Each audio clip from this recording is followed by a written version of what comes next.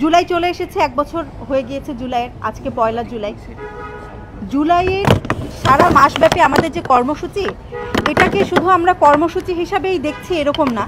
জুলাইকে আসলে আমরা ধরে রাখতে চাই, জুলাইকে আমরা আমাদের হৃদয়ে ধরে রাখতে চাই, জুলাইকে আমরা ইতিহাসে ধরে রাখতে চাই, জুলাইকে আমরা সব জায়গায় সামাজিক সাংস্কৃতিক প্রত্যেকটা উপায়ে আমরা জুলাইকে ধরে রাখতে চাই।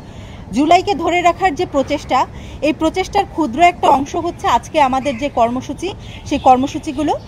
তো এই কর্মসূচিগুলোর মাধ্যমে বাংলাদেশ গণতান্ত্রিক ছাত্র সংসদের পক্ষ থেকে আমরা বিভিন্ন স্তরে জুলাইকে তুলে ধরার চেষ্টা করব এবং জুলাইয়ের যে অবদান যারা রেখেছেন তাদেরকে স্মরণ করার চেষ্টা করব।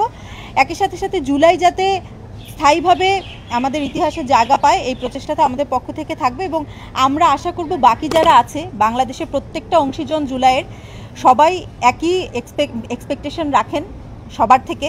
তো সবাই মিলে একসাথে যদি কাজ করি, জুলাইয়ের মতো মনে হয় জুলাইকে আমাদের ধরে রাখা সম্ভব হবে। জুলাইকে ফিকে করে দিতেছে দিক যে জুলুম বেশি দিন টেকে না, মজলুমের শক্তির থেকে বড় শক্তি কিছু হয় না। তো আমরা ওই জুলাইকে ধরে রাখতে চাই যেই জুলাইয়ে মজলুমরা ঐক্যবদ্ধ হয়েছিল, যেই জুলাইয়ে মজলুমের শক্তির কাছে জালিম পরাজিত হয়েছিল। ওই জুলাইকে ধরে রাখার জন্য আমাদের ক্ষুদ্র প্রচেষ্টা।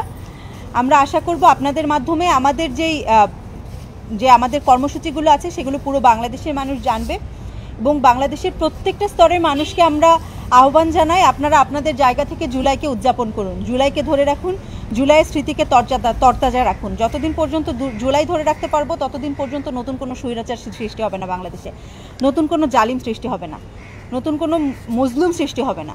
নিজেরা মজলুম না হতে চাই, নতুন কোনো জালিম সৃষ্টি হতে না দিই, এটা আমাদের অঙ্গীকার হোক। জুলাইকে সামনে রেখে জুলাইকে আমরা ধরে রাখি।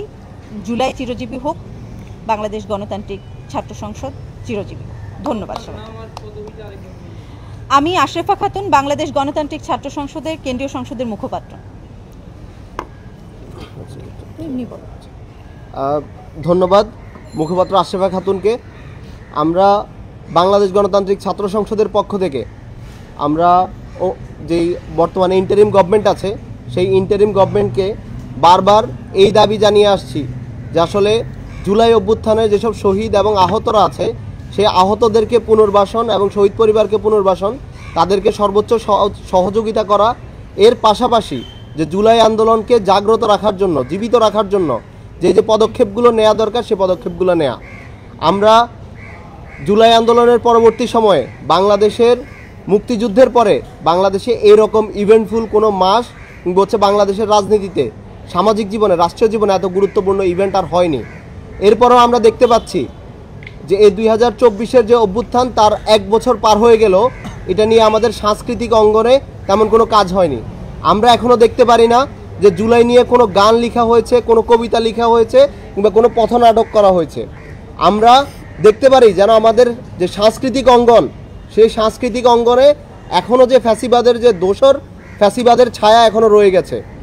আমরা আমাদের যে রাষ্ট্রীয় জায়গায় আমরা দেখতে পারি যে বিপ্লবীদের উপর বিভিন্ন সময় বিভিন্ন জায়গায় আক্রমণ করা হচ্ছে।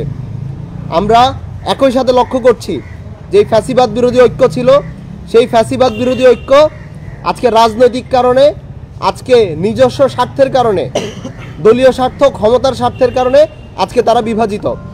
তাদের মধ্যে যেমন অনেকগুলো ভাগ হয়েছে, তেমনি আজকে তারা একে অপরের সাথে দ্বন্দ্বে লিপ্ত। আমরা বাংলাদেশ গণতান্ত্রিক ছাত্র সংসদের পক্ষ থেকে প্রত্যেকটা ফ্যাসিবাদ বিরোধী ঐক্যের প্রত্যেকটি সংগঠনকে, প্রত্যেকটি মানুষকে আবার উদাত্ত আহ্বান জানাই যে আমরা যে স্বপ্ন নিয়ে বাংলাদেশকে গড়ার জন্য এই বিপ্লবে নেমেছিলাম, সেই বিপ্লবটাকে আমরা পুনরায় জাগ্রত করি। আমাদের যে অসম্পূর্ণ বিপ্লব আছে, যেটি আমরা জুলাইয়ের পরে 5ই আগস্ট পরবর্তী সময়ে আমরা শেষ করতে পারিনি, এবার এই জুলাই মাসে আমাদের কাছে আরেকটা সুযোগ আছে, আমরা সেই বিপ্লবটা শেষ করব। আমরা এখন পর্যন্ত ইন্টারিম গভর্নমেন্টকে জুলাই ঘোষণাপত্র নিয়ে কোনো সুস্পষ্ট বার্তা দিতে দেখিনি। তারা আমাদেরকে বলেছিল যে 1 মাসের মধ্যে সে জুলাই ঘোষণাপত্র আসবে, কিন্তু এখনও সেই জুলাই ঘোষণাপত্র আমরা দেখিনি। 1 মাস পার হয়ে গিয়েছে এবং ইন্টারিম গভর্নমেন্ট এখন পর্যন্ত এই জুলাই ঘোষণাপত্র নিয়ে তারা কোনো স্পষ্ট বার্তা দিচ্ছে না। আমরা বাংলাদেশ গণতান্ত্রিক ছাত্র সংসদের পক্ষ থেকে সুস্পষ্টভাবে বলে দিতে চাই, অনতিবিলম্বে এই জুলাই ঘোষণাপত্র কবে দিবেন এবং সেখানে প্রত্যেকটা স্টেক হোল্ডারের, অংশীজনের তাদের যে অবস্থান সেটিকে হচ্ছে স্বীকৃতি দিতে হবে এবং তাদেরকে অবশ্যই তাদের যে প্রাপ্য সম্মান সেটিকে হচ্ছে রাষ্ট্রের তরফ থেকে বুঝিয়ে দিতে হবে। আমরা এই জুলাই অভ্যুত্থান নিয়ে এখন পর্যন্ত দেখতে পারি যে কিভাবে ফ্যাসিবাদের দোসররা সারা দেশে তারা বসে আছে, তারা বিভিন্ন জায়গায় ষড়যন্ত্র করছে, একই সাথে বিপ্লবীদেরকে তারা হুমকি দিচ্ছে। অনেক জায়গায় মিরপুরে আমরা দেখেছি যে যুবলীগের সন্ত্রাসীরা বিপ্লবীদের উপর হামলা করছে, তাদের উপর আক্রমণ করে তাদেরকে আহত করছে এবং সেটি নিয়ে আইন শৃঙ্খলা রক্ষাকারী বাহিনীর কাছে গেলেও তারা হচ্ছে খুব বেশি কথা বলছে না, তারা মামলা নিচ্ছে না।